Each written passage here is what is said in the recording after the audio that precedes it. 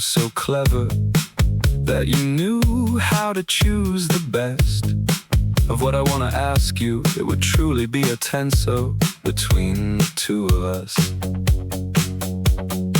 Say which ones have more supreme worth, the Lombards or the Provençals?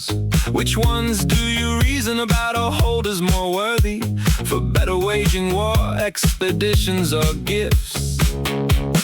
Raymond, of these two subjects that you propose to me, whichever seems better, I take one, I leave the other alone. I wish to be a Lombard at once, for I do not care about Provence. So I choose here, for Lombardy is worth more, where I find good knights, frank and courtly, and their spending pleases me. Bertran, to my understanding, you have chosen the worst one. Far richer warriors are the Provençals, and more valiant for war and for spending. They take the land from Lord Simon, and they demand death from their lord. And I think the Count will give back his domain to him. Raymond, you give them too much honor, for at Beaucaire in their domain Simon made them so afraid, and they were twice as many people, and afterwards to their great shame they surrendered their equipment to him. So in all deeds the Lombards are better and more honored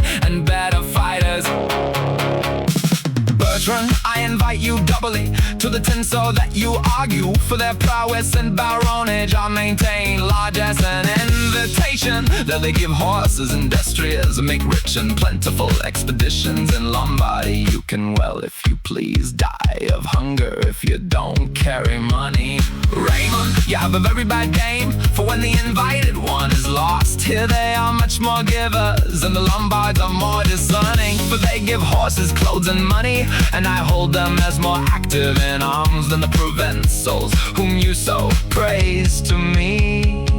And here one is more often invited.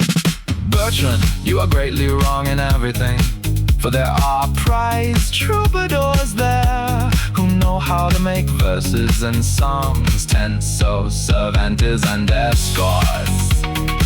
And there are the ladies of worth, one of whom I think is worth, well, 10 of Lombard ones, except that they are big women who scarcely even know how to make fair glances. Raymond, thus there is no comfort that I may ever be contending with you about it, for the Lombards do not please themselves with such pomp, nor with such sport. For you yourself, if you wish, must recognize just the same that from the ladies is born the great deceit that they make their husbands raise other people's children.